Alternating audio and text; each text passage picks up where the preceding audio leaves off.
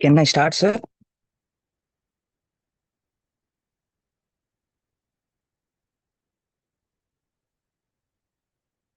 S- Mhm.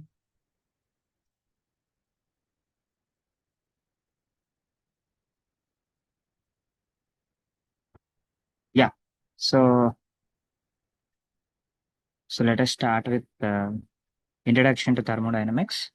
So in the thermodynamics, we deal with energy conservation, energy exchange, and the direction of exchange. So before going directly into the energy conservations and energy exchanges, we'll see what is system, what is surroundings. So system, the part of universe under the study under or which we are in interest to study is called as system. Surrounding, apart from the system, whatever the remaining portion is there, that is the portion of the universe external to the system, you call this as surroundings. These both combinedly you will be calling them as system plus surroundings is called as universe. So what do you have in this system? Boundary. So what is the one which separates system and surroundings is the boundary. So boundary can be imaginary, boundary can be a fixed and rigid boundary. Boundary can be also a non-rigid body. Okay. It can be the one with zero thickness. It may be real or hypothetical or fixed or moving.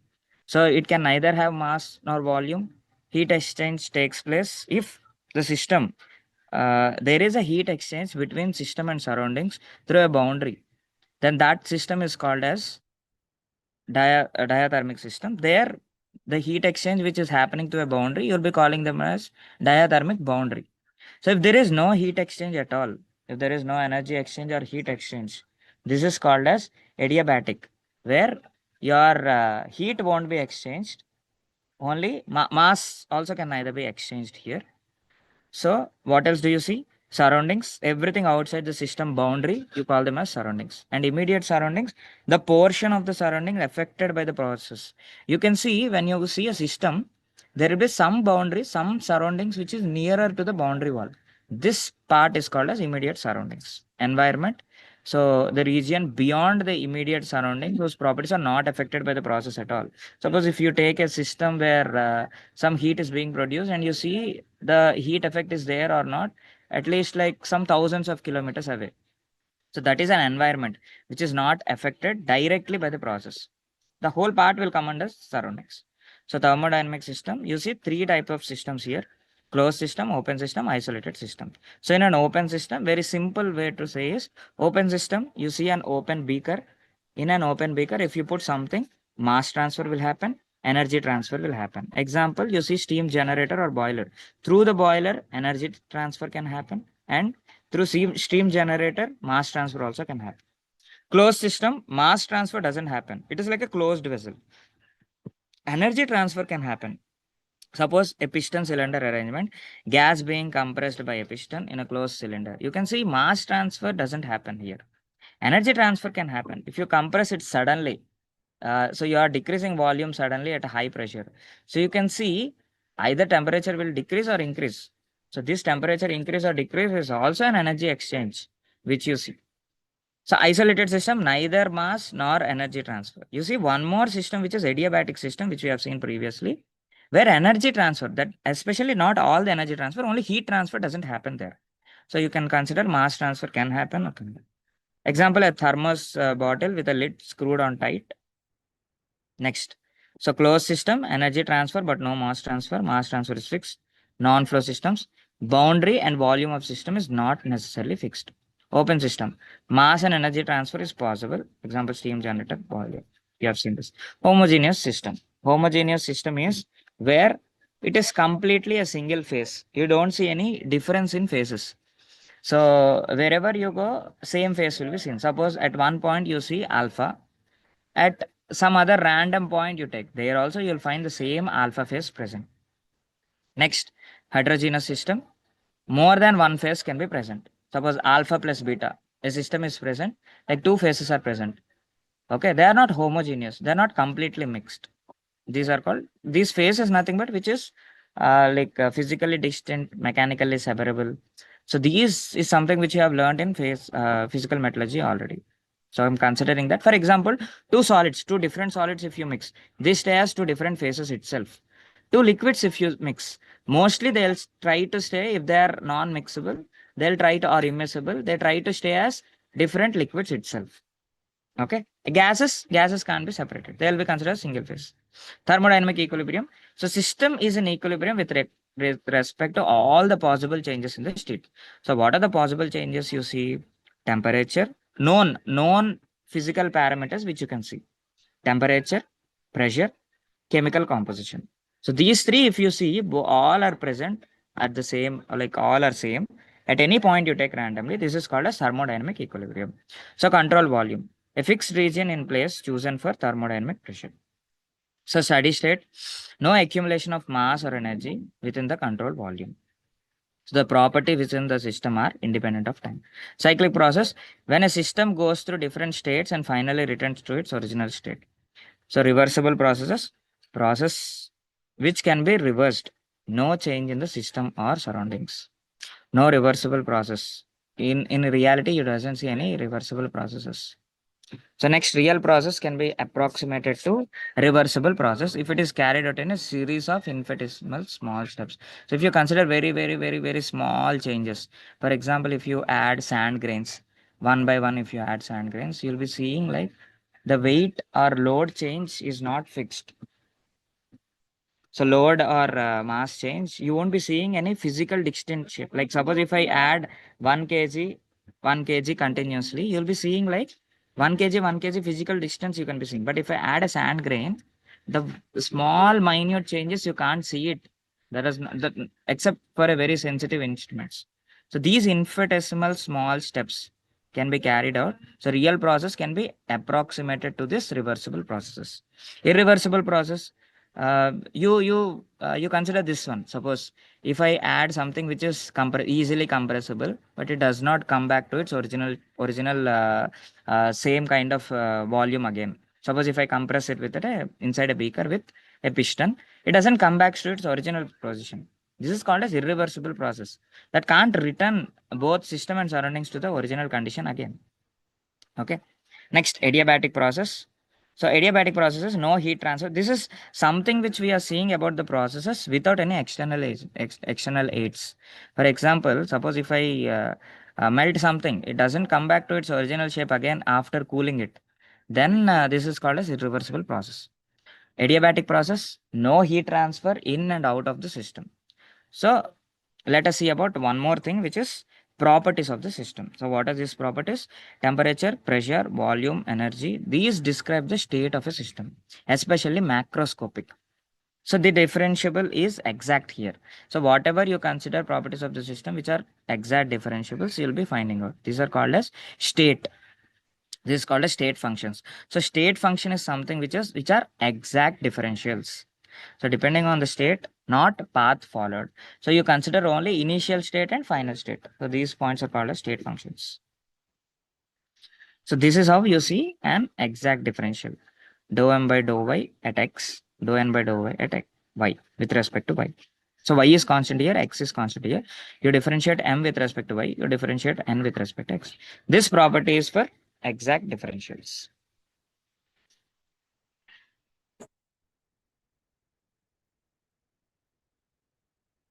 So we see about intensive properties and extensive properties. So intensive properties are those which are independent of mass of the system. Property of small system defines the whole of the system. So if you take any small portion, suppose if I take intensive something which is independent of mass of a system. For example, if I take a homogeneous solid, suppose you consider an iron solid, pure iron. Wherever I take, whether I take 1 kg, 1 gram, or a part of 1 kg, 10 grams if I take it, or a 1 ton of iron, pure iron, everywhere the density is same, 7,600 gram per kg, like per centimeter cube. Now you need 7,000 kg per meter cube. Now you need to understand that this property is something which is independent of size or volume. So these are intensive properties. Like temperature, if you take homogeneous, once it has reached an equilibrium, where anywhere you take it, temperature is same. Pressure is something which is same again. The specific properties are, example, pressure, temperature, density. Now, extensive properties. Extensive properties are like mass dependent. Suppose if I take entropy, I'm not talking about specific entropy. Entropy is something which depends on mass because it is, again, entropy is calculated as joule per Kelvin. Again, enthalpy. Enthalpy is something which is energy, joules. These all depends on mass. So suppose if I take enthalpy or heat exchange, it is nothing but mCp enthalpy. Or you can take ncp or you can take ms delta T. So these all are something which depends on mass directly. So these are called extensive properties. So how do you define or describe the state of a function, state of a system? So how do you define? Describe the state of state variables or state functions. They describe the condition of the state at any point of time. For example, suppose if you want to find the state of a simple compressible system, which has some number of components, some number of phases with total. So how do you get this F is equal to C minus P plus 2 is directly you will be solving number of independent constraints, number of variables. These all if you mix together, you'll be getting F is equal to C minus P plus 2, where F is nothing but degree of freedom. C is nothing but components of a system. Suppose you take binary system, which has two components. Ternary, which has three components. So like quaternary, you take four components. And phases, number of phases present in this composition. There can be a phase where both can exist separately as a single phase. So there you'll be taking phase as one. And two constants, two variables, which are temperature and pressure. So single compressible system, absence of electrical, magnetic, gravitation motion, surface tensions. So process, the change that a system undergoes from one equilibrium state to another. This is called as process. So path is something which is, what path is it following? Suppose if you want to go from your friend house to school. Suppose if you want to go to from your house to school. So in this way, you can directly go to your school, or you can go to your friend's house and go to school, or you can go to some stationery to buy some book or paper or pen, and then you go to school. So the path followed in each of the way is different. So overall, when you see series of paths or distance traveled, displacement is same, but distance traveled is different. The same way is path. So series of the state the system passes. So what kind of state it is passing, those all will be considered in the process. This is called as path. So now we'll be seeing condition for equilibrium. So what is conditions for thermodynamic equilibrium? You can consider mechanical equilibrium where pressure at any point will be same within the system. Chemical equilibrium, no change in chemical composition. Chemical composition same everywhere. Thermal equilibrium, no temperature differentiables within the system. Phase equilibrium, equilibrium between multiple phases. All the phases, there will be an equilibrium between two phases. This is called as equilibrium between multiple phases. Now let us see what is quasi-static process. The system remains infinitesimally close to equilibrium state at all the times. This is called as quasi-static process. It's a very slow process. The frictionless quasi-static process are reversible. So this we are considered previously. I have explained you also that this quasi-static process reversible in nature. So how? Next, a reversible process is always quasi-static, but quasi-static process need not be reversible. Okay, this you need to understand.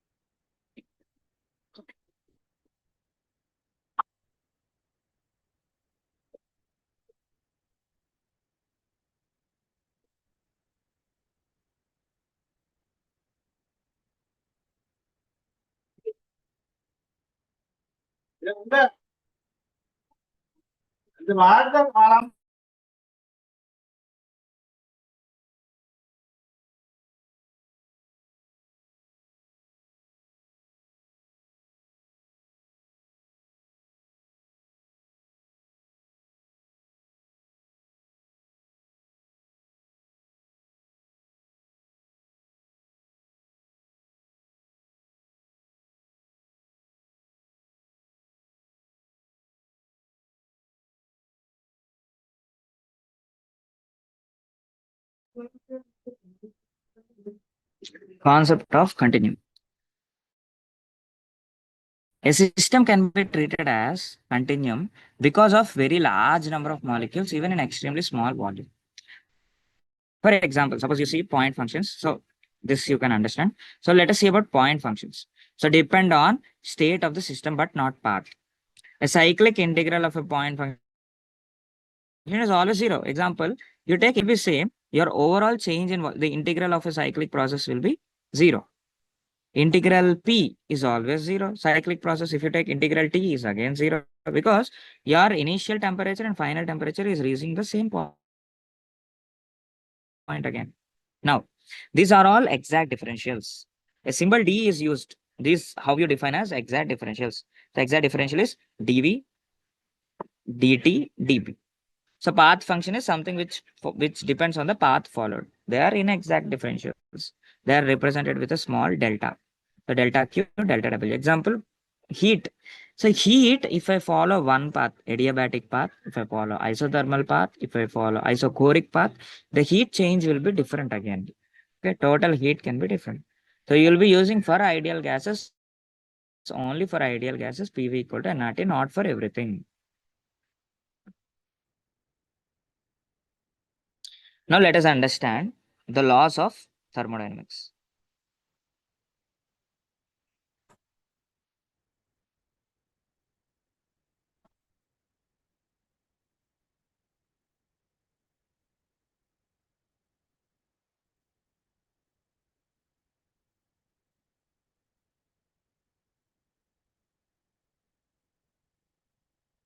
Laws of thermodynamics. So the zeroth law of thermodynamics.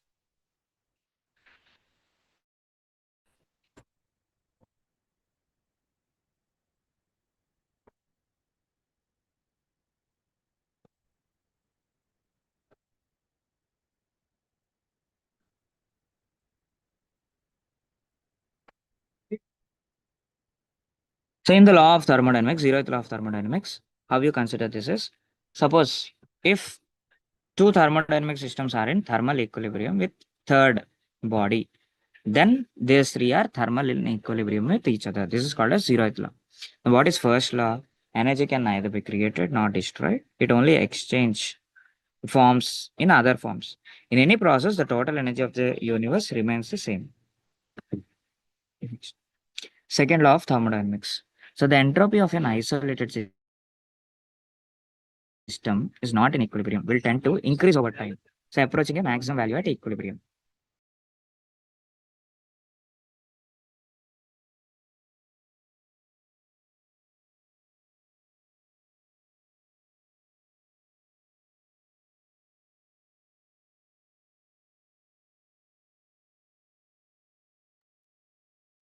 So now, in second law, see, one thing I want to say.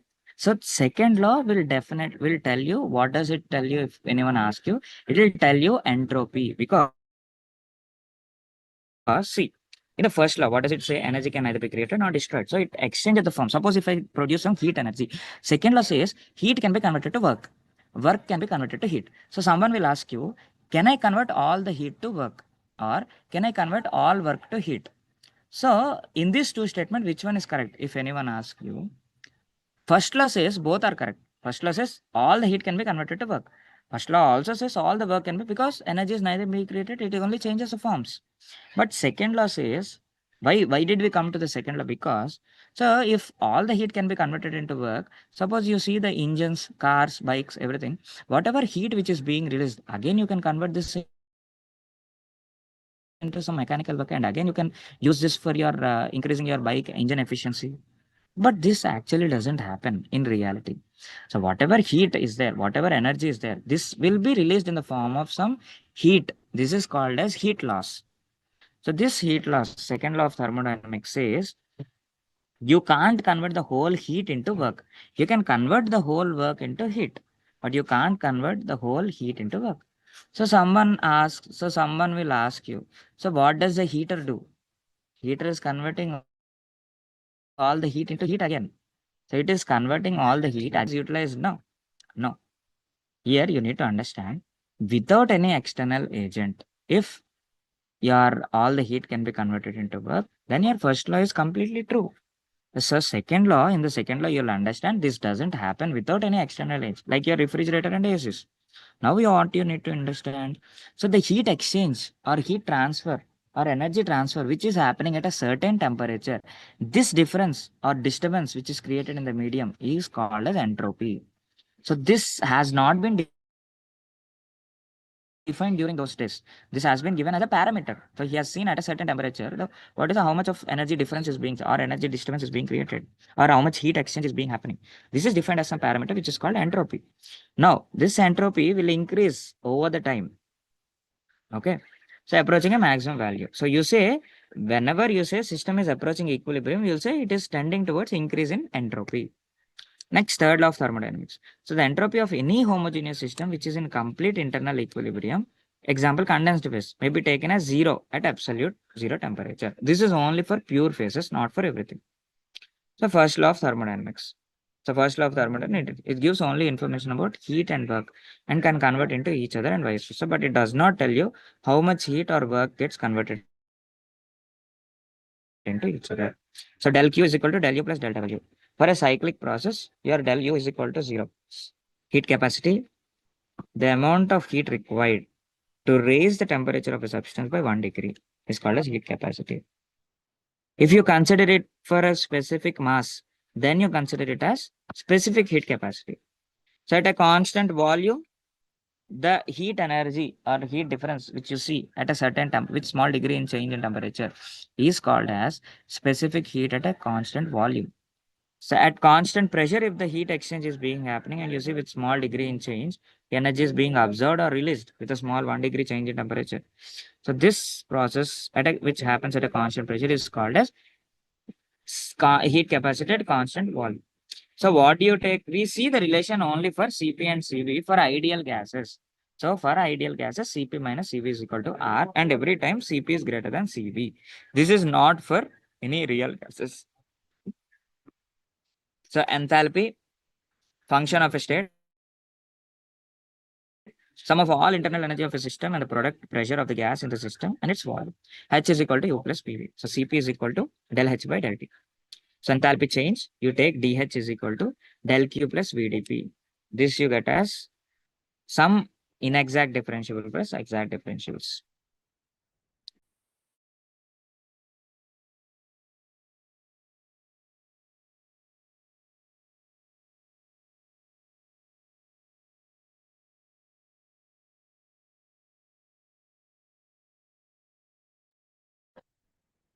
So let us see now what does this change in enthalpy depends on. It depends on pressure, it depends on temperature, it depends on physical states of reactants and products, it depends on how much amount of a substance is reacting. So del H is equal to H final minus H initial. So for an exothermic process, your del H is negative.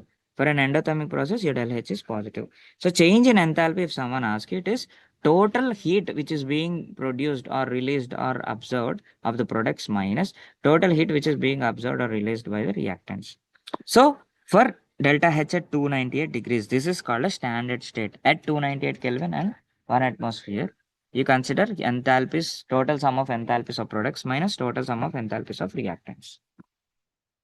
So enthalpy of a pure element at standard state is 0. For example, you take iron solid. Iron, if it exists as in pure state at solid, the heat change is 0. Heat standard state is 0. Carbon, which is called as graphite. You can't take carbon as diamond. So the standard state enthalpy 298 of graphite is 0. Of diamond is not 0. The enthalpy of a compound is taken as enthalpy of formation, delta HF. So change in enthalpy with temperature, Cp, del H by del T. If this happens, so you can take enthalpy as Cp dt. And with respect to volume into dt is called as internal energy. So H2 minus H1 you take from T1 to T2, Cp dt. So Cp is not a constant value. Cp is also something which depends on the temperature. So this you will be taking it as, suppose if I ask you H2 minus H1, T1 to TF. TF is something which for a solid phase, if you take, so latent heat of fusion. So from there again, latent heat of temperature of fusion to boiling point, till there it exists as liquids. Again, this is latent heat of boiling or latent heat of melting or I mean sublimation, sorry. So again, now you consider from boiling to T2. So this is something which is Cp for gas into dT. So enthalpy changes due to chemical reactions. So heat of a reactions due to generation or absorption of heat. Sigma products minus sigma reactants. So what is combustion? So we'll see enthalpy changes. What kind of enthalpy changes? This is heat of a reaction. What is enthalpy of a combustion? Change in enthalpy when 1 mole of a substance is completely burnt is called as enthalpy. This is something which energy is released. Enthalpy of formation. Enthalpy of formation when 1 mole of a compound is formed. This is something you might need to give the energy. A heat of transformation. A heat of transformation is latent heat. So enthalpy change when 1 mole of a substance undergo physical change is called as latent heat or and heat of formation. Hess law. So there is a small difference between them. Hess law is something which, for an isothermal process, the enthalpy for the reactants is same, whether it takes in one step or several stages. So total health of reactions depends on only initial and final state. This is enthalpy is also an state function. It depends on only initial and final. For example, suppose AB is being converted to CD. It can happen where from 298 to CD, if you take directly, you can consider these two. So these two is nothing but, which is H2 is nothing but, suppose 298 to 500 I'll take, 500 to this phase change will happen. Again, if I cool it, I'll get CD. So this is delta H of a reaction. H2 is nothing but H1 plus H2, H3 plus H4. So these three paths, whatever enthalpy is being released or observed, this path also will be same. So it doesn't depend on the path, it depends on initial and final states. So delta H2 can be written as H1 minus H plus H2 plus 3 plus H4. So same kind of this will be told by your.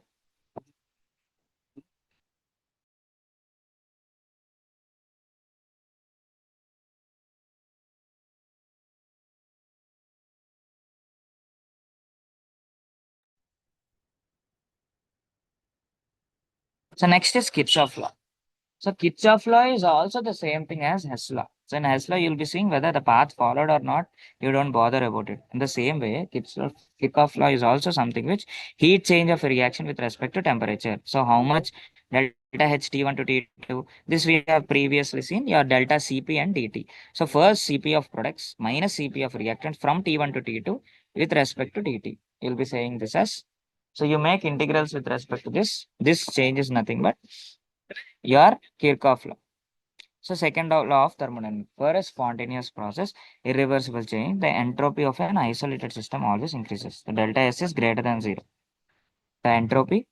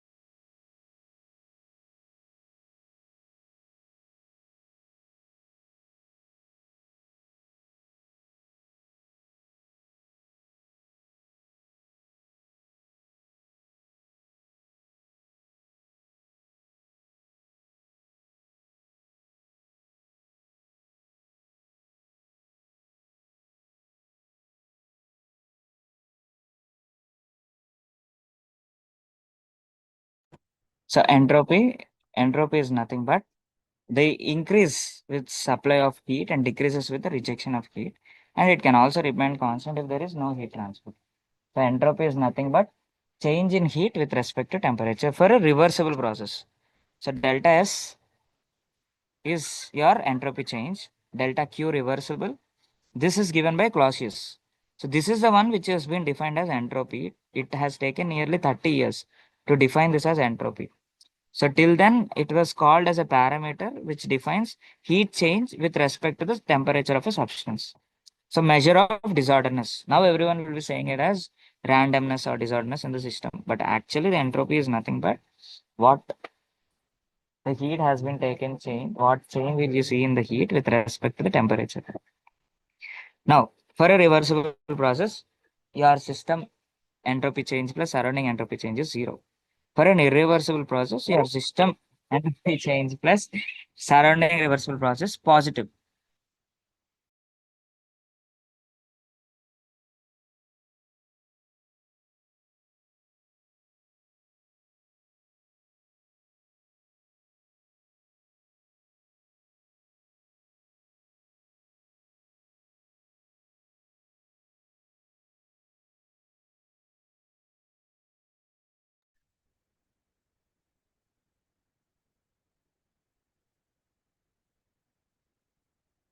So the entropy change is nothing but your Cp solid with respect to T, because it is nothing but dq by T. So it is nothing but Cp dt by T. So from T1 to Tm, from Tm again at Tm you will be seeing latent heat of fusion. From T melting to T boiling point, you will be taking Cp of a liquid with respect to temperature dt. And again for boiling, latent heat of sublimation with respect, not sublimation, vaporization with respect to it, temperature of vapor. Now, temperature of boiling point to T2, again Cp gas by T dt. So entropy change for a chemical reaction, you can write it as delta S is sum of entropies of products minus sum of entropies of reactants. So delta S 298 is equal to sigma S of products minus sigma S of reactants. At constant temperature and pressure. So delta S is nothing but Q reversible by T, delta H by T. At constant temperature, your del S is equal to Q reversible by T. So what is Helmholtz free energy? So Helmholtz free energy is nothing but your measure of useful work obtained from a closed system, the thermodynamic system at a constant temperature and volume. So Gibbs free energy is something which you'll be seeing at constant temperature and pressure. Helmholtz free energy is something which work obtained from a closed thermodynamic system at constant temperature and volume. So A is equal to U minus Ts, G is equal to H minus Ts. So we'll be considering Gibbs free energy itself. So the question to you is, why do you consider free energy as a measure of equilibrium? Okay. This will be your interview question. So think about this. Where delta G is equal to 0 is equilibrium, delta G less than 0 is forward reaction, delta G is greater than 0 is backward reaction. Forward reaction means it is a spontaneous reaction. Free energy of a reactants. Delta G is equal to G products minus sigma of products minus free energy minus sigma of reactants free energy. You can write it as delta H minus T delta ST. So delta H T1 plus integral T1 to T delta CPTT minus T into delta S T1 plus integral T1 to T delta CP by T dt.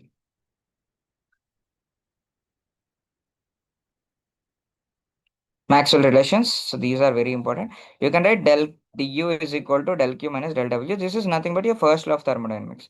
So from here you can write del q is equal to TdS, del w is equal to PdV. You put it here, you'll get dou T by dou V with respect to entropy is nothing but minus dou P by dou S with respect to volume at constant volume. In the same way, you can also write, see, if you ask me how did you get this, it's nothing but mdx plus ndy. So you have written as minus dou m by dou y with respect to x is equal to dou n by dou x with respect to y. That is constant y.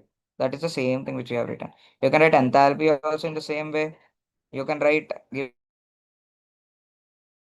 free energy also in the same way. Next is A, Helmholtz free energy. You can write dA is equal to minus PdV minus SdT. So dou P by dou T at V is equal to dou S by dou T. Third law of thermodynamics, entropy of any homogeneous substances which is in complete internal equilibrium must be taken as zero at absolute zero Kelvin. So S is equal to zero at absolute zero. So for a cyclic process, your total entropy is zero, total sum of, because it is cyclic process. So delta S4 is nothing but S1 plus S2 plus S3 minus. You can write this as this bracket is wrong actually. So it is minus of plus plus plus. So at absolute zero, your S4 is zero. So the thermodynamic process can be expressed by the following PV power gamma. For any process, you can take PV power K is constant. Your K, if it is 1, it is isobaric. Sorry, K is 0, it is isobaric. K is 1, it is isothermal. Adiabatic is for some gamma. Isochoric, if it is, your P is constant again. Okay. Your P will be taken this side and B is constant. You can take that as isochoric. Yeah, it is given here. So V power infinite, you can take isochoric process. So these are some important work done equations. You can see them. A process where pressure remains constant is isobaric. So isobaric process, you can take P1 by P2, P1 V1 equal to P2 V2. So you can take a work done equation, work done from 2 to 1. You won't see any pressure change, so it is final volume minus initial volume into P.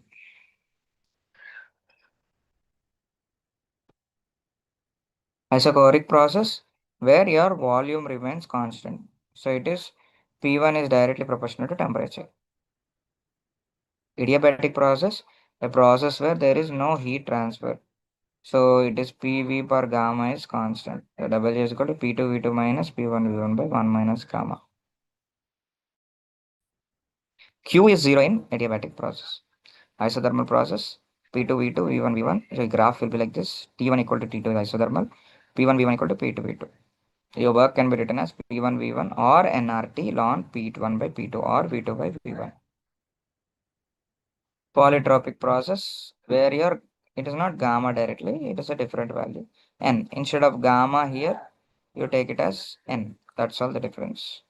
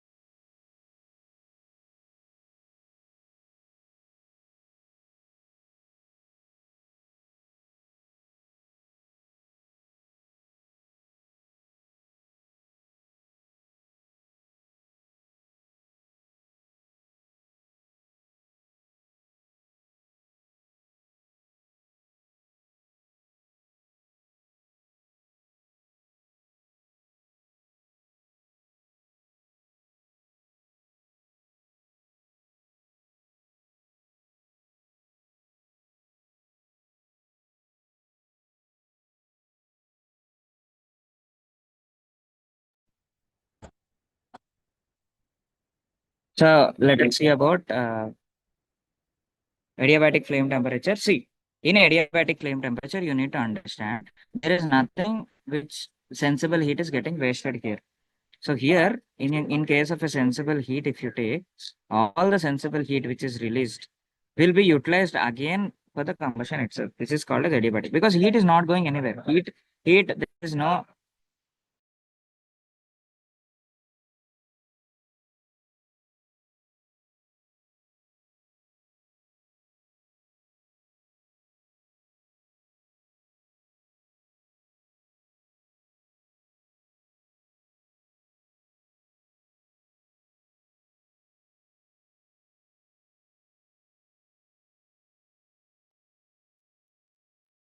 Here you see the heat required to raise the temperature of the product will be utilized.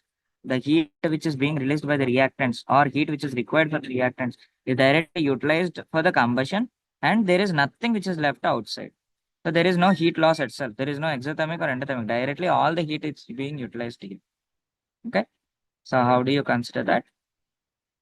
You consider it as it is nothing but temperature of the adiabatic minus 298 with respect to sum of all NCPs. This is nothing but your heat output. The heat input and heat output will be same in case of adiabatic process. Next, solution thermodynamics. For an ideal gas, your PV equal to nRT. So Charles' law, P is inversely proportional to V. Charles' law, V is directly proportional to T. Gay-Lussac's law, P is directly proportional to T. The Dalton's law of pressures, the Dalton law says, suppose if you have three components, A, B, C, three components are there in the system. So sum of all the partial pressures which is being acted will be equal to your total pressure. So it is PA plus PV plus PC is equal to PT. So suppose if you have two components, so you'll take PT is equal to A plus B. If your total pressure is not equal to partial pressure of A and B, it is called as non-ideal gases. The total pressure is less than PA plus PB, atoms are attracting to each other, right? Because the partial pressure which is being attracted, which is put by A and put by B, combinedly also your total pressure is less. Means some atoms pressure is being acted between A and B, they both are combining. If it is greater than A, the atoms are repelling each other. This is for non-ideal gases. So Pa plus Pb plus Pc into volume is nothing but Na plus Nb plus Nc into, this is for ideal gases. So P total into V is equal to N total into RT. So this you can write it as Pa is equal to XAPT, Pb is equal to XPPT, Pc is equal to XCPT. Okay, partial pressures of APC.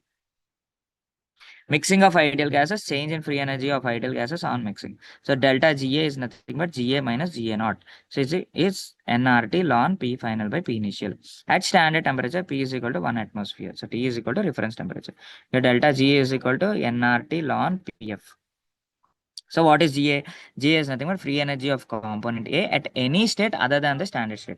Ga bar, if I say, it is per 1 mole of a component at any standard state. Delta Ga is nothing but free energy of a component on mixing from standard state to any other state. So Ga is standard state. Actually, you should write it as Ga naught. And any state other than standard state is Ga. Ga naught is at standard state. Delta Ga bar is nothing but change in free energy of one mole of a component here on mixing from standard state to any other state. So delta G mixing is nothing but RT NL on PA plus NB on PB. So how can you write this? So PA, you can write it as PA. Already you can write it as XA P total. XA P total. If you put here, you'll be getting combined equations of this. So then your total change in enthalpy of a gases on ideal mixing is nothing but HA is equal to HA naught. The enthalpy change in enthalpy of an ideal gas. There is no actually any heat or released or absorbed, because in case of ideal gases, there is no interaction between the molecules. There is no attraction or repulsion. Change in an enthalpy of mixtures. So delta H mixture is 0. Change in enthalpy of ideal gas on mixing. So delta SA is nothing but minus delta Ga by T minus R ln Pa, which is independent of temperature. So that change in entropy is independent of temperature, which is delta Ga by T or minus R ln Pa. So change in entropy for the mixture, you can write as delta acid entropy is equal to minus R Na ln Pa plus Nb ln Pp. For a unimolar mixture, your total pressure is 1. So you can take total pressure 1 is equal to minus R XA ln XA plus XB ln XB. So what are solutions? They can be ideal solutions. Ideal solution is something which can be separated. The gas phases behaves like ideal gases. Now the molecules or the atoms which are getting separated, A, B, which is being separated, they act as ideal gases. There is no interaction between solute and solvents. So Raoult's law, the relative lowering of vapor pressure of the solvent is equal to mole fraction of the solute. So Pa naught minus Pa by Pa naught is equal to Xb. So this is relative lowering of vapor pressure of the solvent. This is equal to mole fraction of the solute. So the solute is being affected by the solvent here. So how do you consider this? This is something which is a special case where there is no interaction between. Suppose if you consider both volatile solute and solvents, both will vaporize easily. If it is an open system, it goes out. Now, if you take a solute of solute is volatile, but solute is non-volatile, but solvent is volatile. So only solvent is the one which is coming out easily. So here, whatever solvent is coming out, solvent which is coming out, solute is being affected by it. So this difference in pressure with respect to solute will depends on how much this solute is present. Delta P by Pa naught is equal to Xp. So PA is equal to XA PA naught, PV is equal to XP PV naught. So P total is equal to PA naught XA plus PV naught XP. For ideal gases, it will be like straight lines.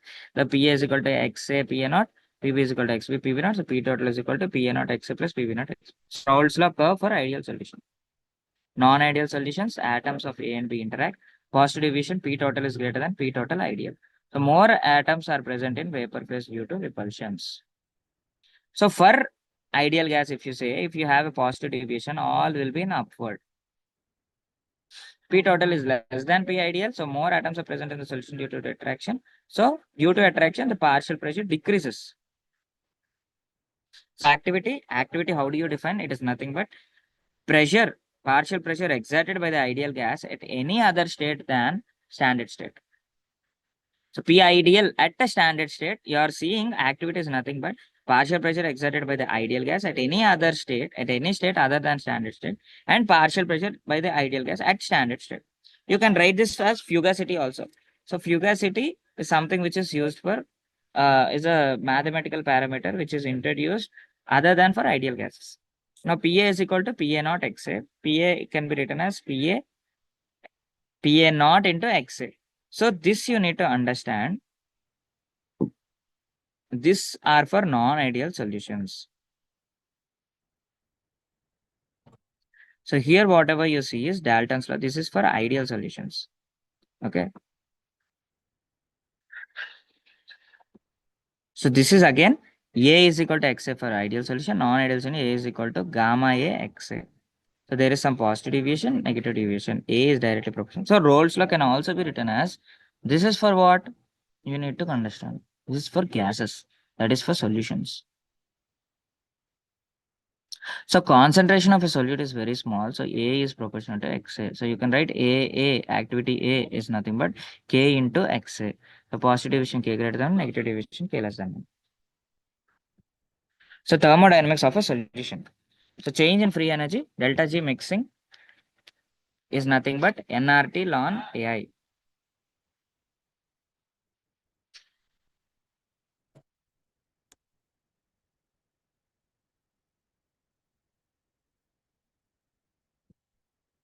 Now, your change in free energy delta GI mixing is nothing but nRT ln A.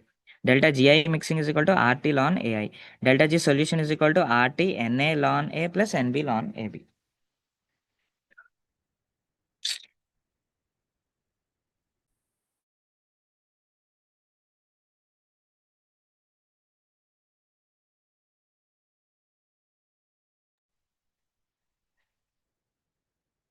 So delta G of a solution is nothing but RT NA ln A plus NB ln AB. So for a unimolar mixture, so total number of moles is nothing but 1. So it is nothing but XA ln AA plus XB ln AB. So change in enthalpy of a solution, delta HA mixing equal to minus NA RT square dou by dou T of ln AA.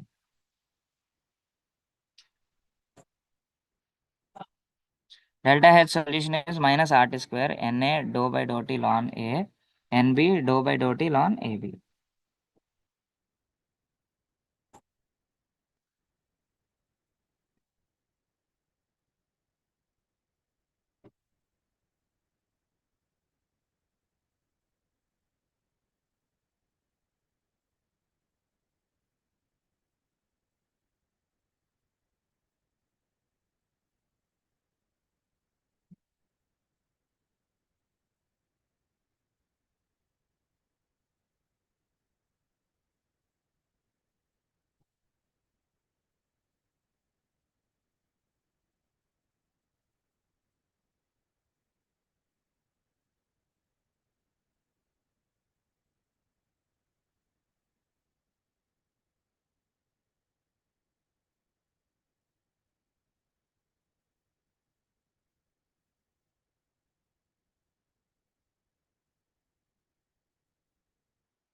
delta H of a solution is nothing but minus RT square Na dou by dou T ln A plus Nb dou by dou T ln AB.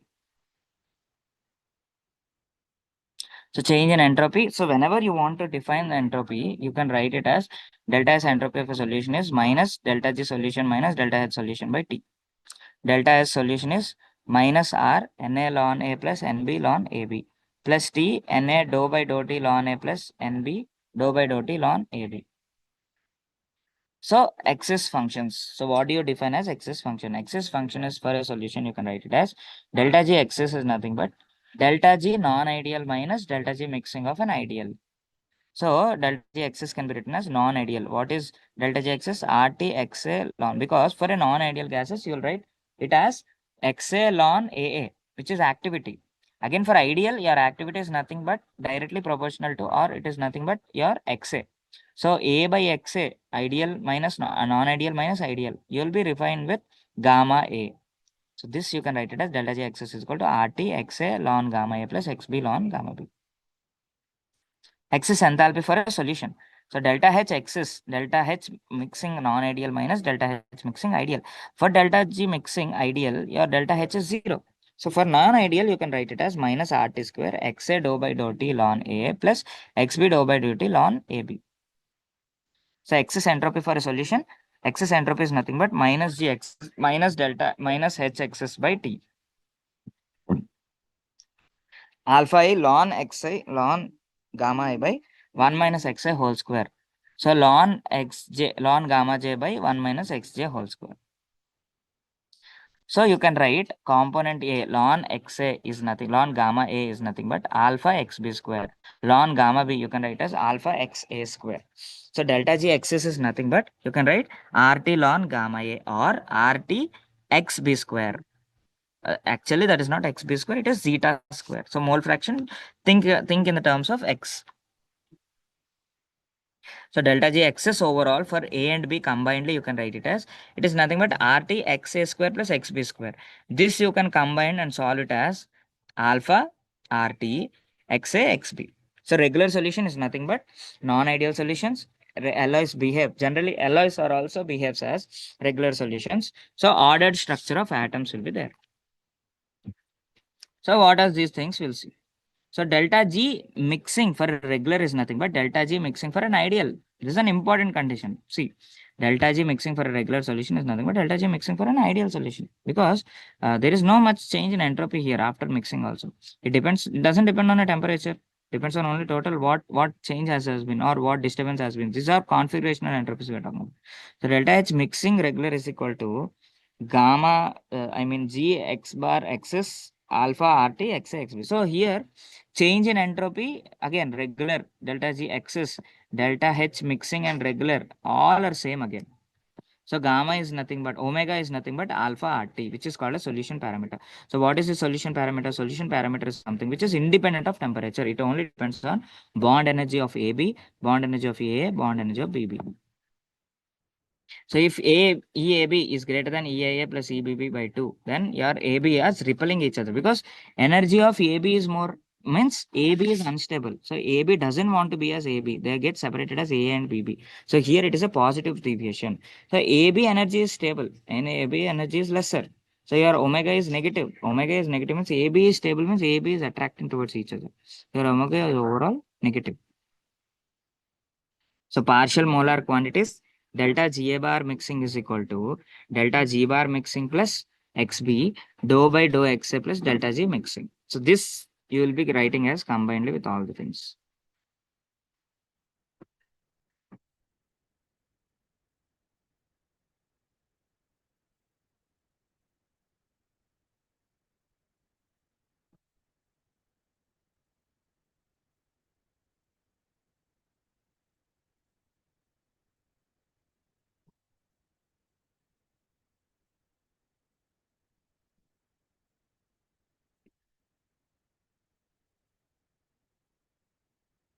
So next, your thermodynamics of ideal solutions. The change in free energy. your delta G mixing is equal to RT Na ln Xa plus Nb ln Xb. So change in enthalpy for an ideal gas, your delta H mixing is 0. Change in entropy is nothing but minus R Na ln Xa plus Nb. This is all just like a revision. So Gibbs Helmholtz free energy, you can write dou G by T is equal to by dou T is equal to minus H by T square. Thermodynamics of a reacting systems, AA plus BB is equal to CC plus DD. So you can write delta G of a reaction is delta G naught reaction plus RT ln ACC plus ADD by AAA plus ABB. A power B, I mean. The Lagrange of reaction is nothing but this is nothing but reaction quotient. Chemical equilibrium, for a chemical equilibrium, your K forward equal to K backward. So your Q is equal to 1. So overall your delta G reaction is 0. So delta G naught is minus RT ln K equilibrium. So here for a reaction you can write as RT by Q by K equilibrium. If your Q equilibrium is K, your delta G is 0, equilibrium condition. So it's the same thing if you write it in terms of K, you'll call them as Van 't Hoff equations. So D ln K by D 1 by T is equal to delta H by R. Or you can write ln K2 by K1 is equal to delta H by R 1 by T1 minus 1 by T2. So Clausius-Capron equation, you have change in entropy with respect to change in volume at constant pressure is nothing but change in pressure with respect to change in temperature at constant volume with a negative sign.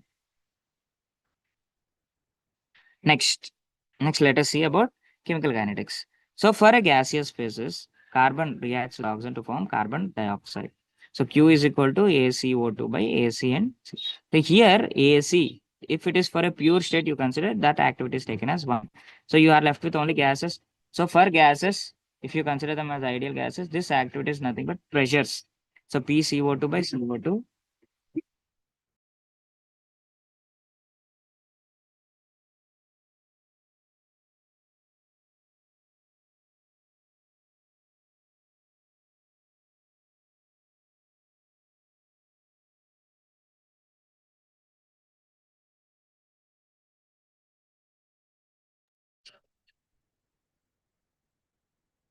So your Q is nothing but PCO2 by PO2. So your delta G reaction is nothing but delta G naught of a reaction at 298 degrees centigrade or standard change free energy plus RT ln PCO2 by PO2. So it is RT ln PCO2 by CO2 and PCO2 by PO2 at equilibrium. Sievert's law. So the solubility of gas in liquid is proportional to square root of gaseous pressure and increases with increase in temperatures. So here, suppose if you take N2 gas, it gets separated as N2 atoms. So how much it gets dissociated is depends on the partial pressure of nitrogen. Okay.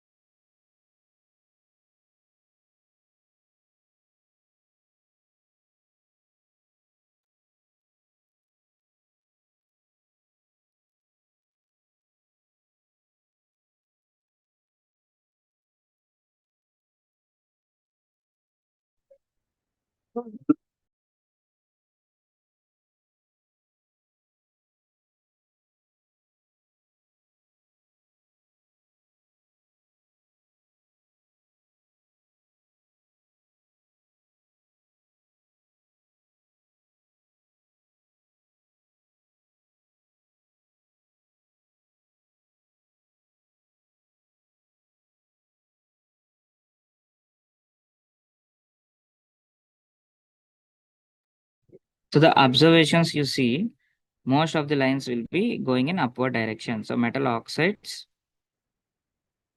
So entropy of a gas is greater than entropy of a liquid is greater than entropy of a solid. So now if you consider, so then entropy of a solid reaction. So MO2 minus SO2 plus, if oxides are of stable state, their entropy is again zero. Solid entropies, you won't be considering whether it will be a major entropy change. So these are zero. Only for gases, you'll be seeing a very large entropy changes.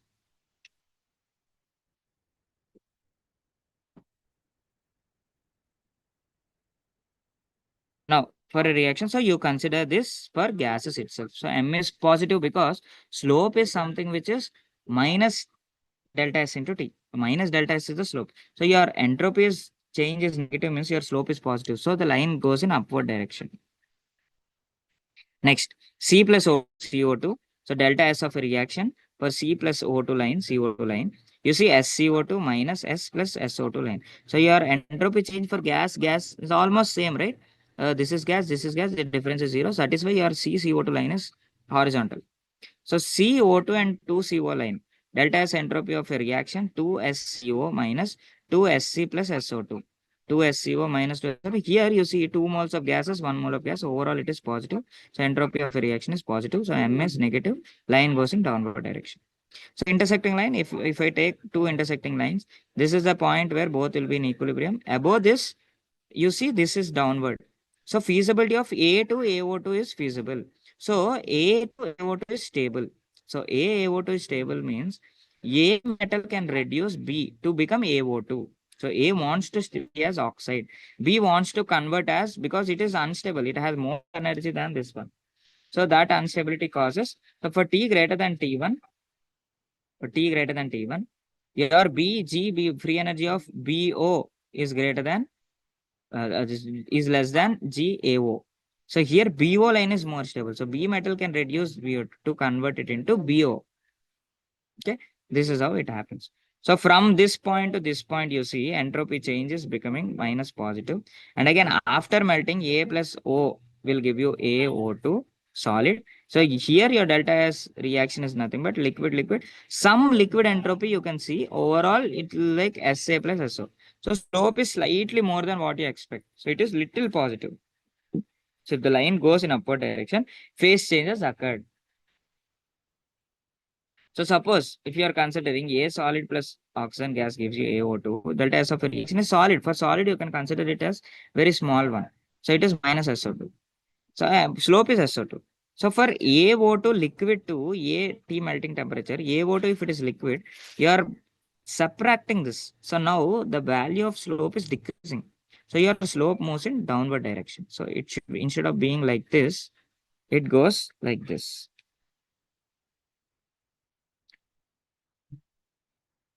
So instead of going like a straight line in the above direction, it comes down like this. The oxide line will go in downward direction. Phase transformation has occurred on the products. So predominance area diagram, what does this predominance area diagram says? Calculated at a fixed temperature. So metal to metal oxide, two metals plus oxides will give you 2MO. This is the equilibrium. Metal sulfide plus oxide. Metal sulfide plus 3O2 will give you MO plus SO2. MO plus MSO4. MO plus SO2 plus half O2 will give you MSO4. These are the reactions for drawing predominance area diagram.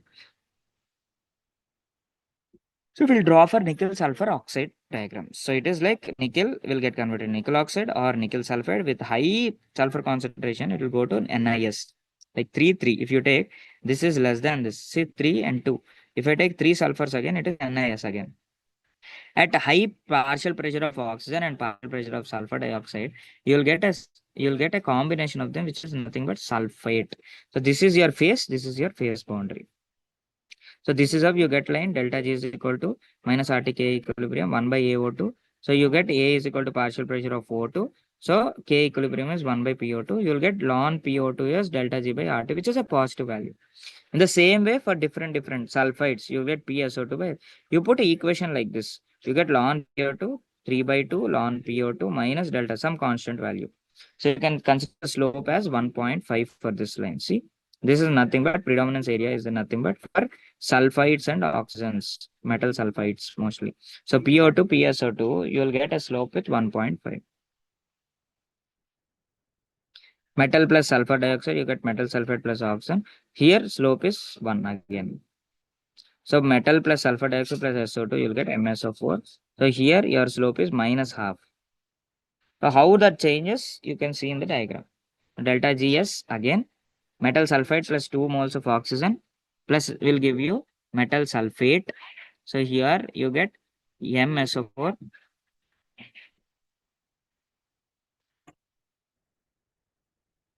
So you get MS plus 2O2 is nothing but metal sulfate. So your delta G is minus RT ln Ks. The Ks you can write, you can see here, it is nothing but 1 by PO2 square. So ln PO2 is nothing but some constant again. There is no dependence of Y here. So Y X will be some constant value. Slope is infinite here. It will be a vertical line. So let us start electrochemistry. So electrochemistry, you'll be seeing Faraday's first law. The amount of material getting deposited over the electrode is nothing but amount of charge, how much is passing through it. This amount of charge which is being passed will give you how much amount will get deposited or can be coming out also. So here I'll be sending current inside this anode. So sodium metals from the crystal will get deposited on this because it's an anode, a negative one is there. So here positive ions will go and stick here. So the amount of material is nothing but amount of charge passing through it. So amount of charge is Q. Q I can write as IT. So Q is equal to IT. Work done is directly, charge weight of deposition is directly proportional to IT. I'll be getting W is equal to ZIT. So Z is nothing but electrochemical equivalent. So Faraday's law, second law says, suppose if I have sodium, copper, and aluminum. So this, when the same amount of charge is passed through different electrolytes containing different metal ions, the amount of material deposited over the surface of electrode is directly proportional to the equivalent weight. For example, here, sodium equivalent weight is its molecular weight by 1. Copper equivalent weight is its molecular weight by 2. Aluminum equivalent weight is its molecular weight by 3. So overall, you'll be getting W1 by E1 equal to W2 by E2 is equal to W3 by E3. So combine first law and second law, W is equal to IT into atomic weight by NF. Here, atomic weight by NF, this you'll be considering it as, so atomic weight 80, and again current I, time T, number of electrons, F is Faraday's constant. The type of electrochemical cells. So what kind of electrochemical cells are there? You consider two electrolytic cells. One is electrolytic cell, one is electrode cell. The electrode cell can be also called as galvanic cell. This is where your chemical energy is being converted into electrical energy. Example like old type of batteries which you have used, zinc sulfide, lead sulfide batteries. Electrolytic cell, voltaic cell, electrical energy is being converted into chemical energy. It will use the electrical energy to convert them into chemical energy, like how a chemical reaction can occur in the solutions. So components of electrochemical series, what is required? Electrodes is required, electrolyte is required, external circuits are required. So electrodes are anode and cathode. Electrolytes are anolyte and catholyte. What is this electrolyte, anolyte? They contain, anolyte is something which contains anions. Catholyte is nothing but which contains cations. So what happens at anode? Whether you take galvanic cell or any kind of cell, electrolytic cell also or electrode cell also, your anode always oxidation occurs, your cathode reduction occurs. So chemical energy is being converted into electrical energy in a galvanic cell. Example, Daniel cell. So how do you consider? So one question to you: what is the use of salt bridge here? Think about it. This type of question will be asked in your interviews. Okay. Now, zinc anode, copper cathode. Copper sulfate is there. Zinc sulfate is there. So zinc sulfate, your zinc is coming out here. Copper is coming out here. You have now zinc is in oxidized. Zinc is getting oxidized into this one. Copper is something which is getting oxidized, which is getting reduced, Cu plus 2, because the electrons which are coming from zinc will go here towards cathode. Copper will take this two electrons to get converted into copper metal. So copper is the one which is getting deposited. Zinc is something which is getting dissolved. So for the whole cell reaction,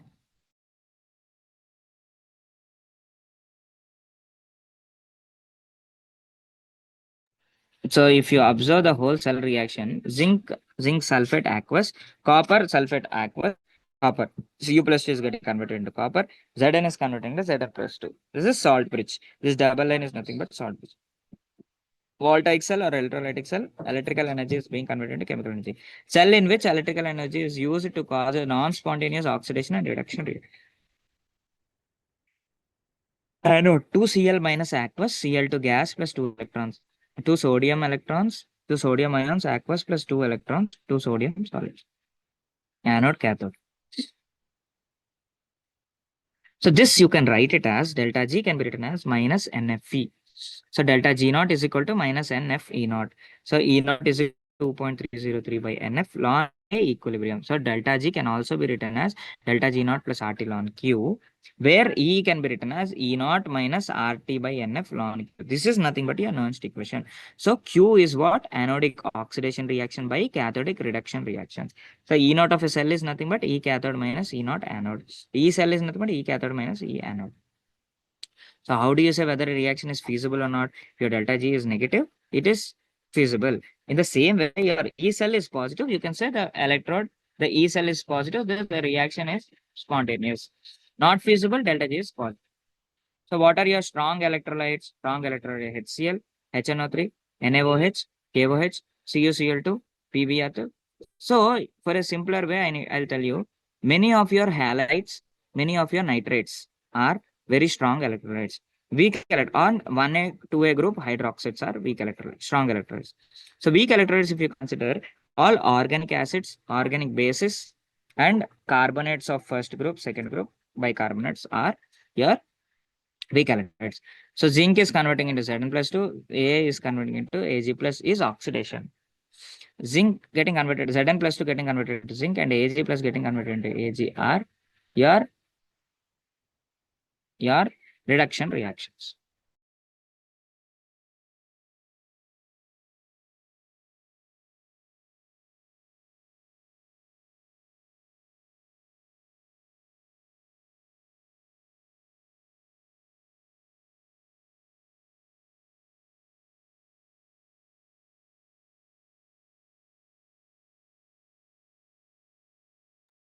So what is electrode potential? Electrode potential is each half cell has its own potential called as electrode potential. For example, zinc rod is dipped in a solution. So Zn plus 2 and consider it as oxidation. So Zn converting into Zn plus 2, reaction is Zn is converting into Zn plus 2 plus 2 electrons. So here you consider activity of Zn plus 2 and activity of zinc. Zinc existing in pure state, activity is 1 again. So your E which is being released is nothing but E naught zinc minus RT by 2F ln A Zn 2 plus. Electrode potential of zinc in standard solution of Zn plus 2 ions of unit activity. Standard oxidation potential of zinc electrolyte. Type of single electrode, metal ion electrode. Metal electrode is used as an electrode in connection with its ions. Ag and Ag plus, Ag plus plus electrons. Cu plus 2, Cu plus 2 plus 2 electrons. PbHg, PbH2. PbHg, Pb plus 2 electrons. Gas electrodes. A non-metallic element is combined with an inert element. These are confusing, but a non-metallic gas element is combined with an. For example, H2, Cl2 with platinum. Platinum is an inert metal. If you consider gaseous metal like H2 gas and Cl2, these are called as gas electrodes. Example, you'll be using platinum electrodes with hydrogen as standard states here. H2 platinum in presence of H plus. So you get 2H plus, 2H plus with 2 electrons will combine to form H2. So E half H2 to H plus is 0. Standard potential taken as 0.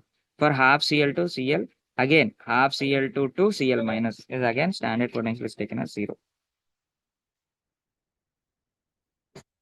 Metals which are sparingly soluble salt relative. Metal and its sparingly soluble salt in equilibrium with the solution having some common anion. This that considered sparingly soluble salts.